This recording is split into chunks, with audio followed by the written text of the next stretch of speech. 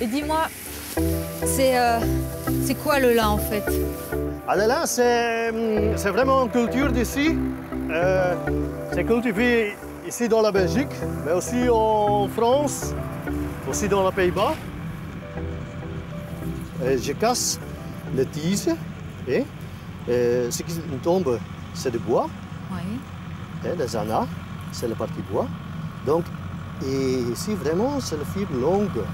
C'est la partie noble de la plante, qui est la matière première pour l'industrie textile. D'accord. Elle n'a pas besoin de beaucoup d'engrais. Elle n'a pas besoin d'irrigation.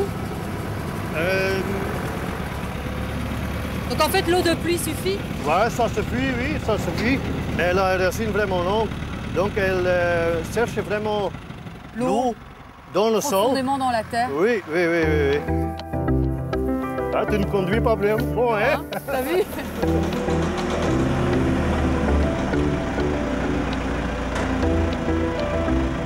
Donc, les fibres longues. Hein? C'est super doux. Oui.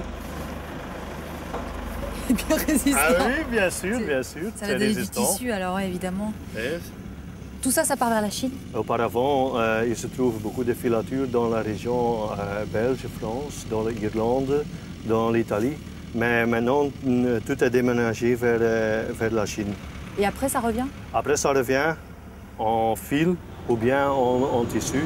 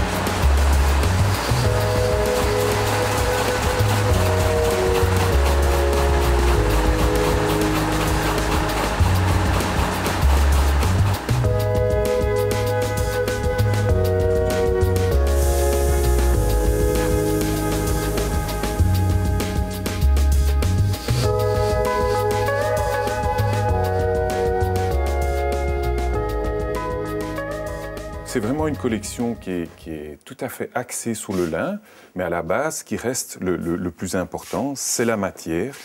Hein, ici, par exemple, vous avez une couette en pur lin. Le grand avantage, c'est la matière naturelle, c'est son pouvoir d'absorption, c'est le confort, c'est la matière naturelle par excellence.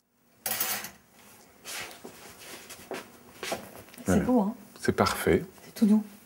Et bientôt, on fera la même chose en chanvre. En chanvre.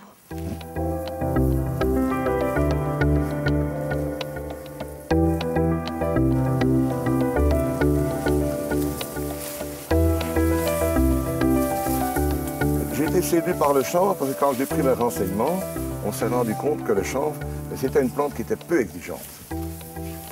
Et en plus, elle ne nécessite pas de pesticides, c'est ça? Aucun pesticide. Ça, c'est un avantage pour nous autres. Ça, c'est même, je dirais même un très gros avantage. Aucun pesticide. Et comment ça se fait qu'il ne faut pas de pesticides? Tout simplement, c'est une plante qui a un développement très rapide. Alors, elle prend le dessus sur toutes les adventices, donc les mauvaises herbes. Et comme elles n'ont pas de lumière, les mauvaises herbes ne poussent pas. D'accord. Et il faut l'arroser? Jamais. C'est une plante qui résiste très bien à notre région. En plus, on a fait l'expérience cette année ici avec une année relativement sèche. Et on peut constater que la plante a sa croissance tout à fait normale. Et une plante avec une belle allure. C'est la jungle ici, Daniel. Je ne te vois plus. Où es-tu?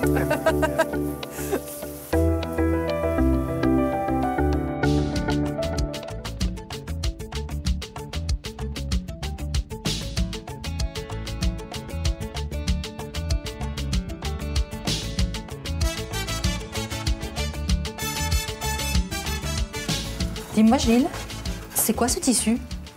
Ça, c'est du bogolan. Du bogolan du Mali. C'est du coton, c'est teinté à la terre, c'est teinté au feuillage, c'est teinté aux écorces, mais en tout cas, tout vient du Mali.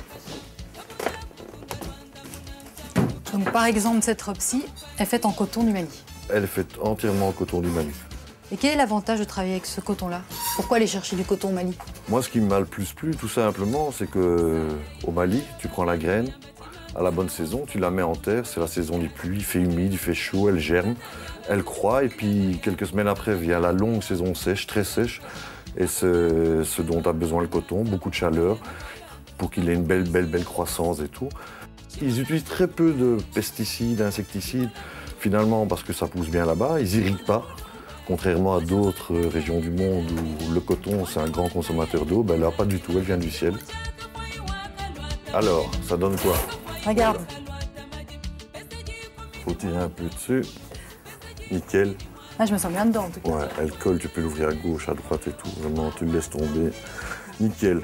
Parfait. Moi, je serais toi, je la prends. C'est vendu.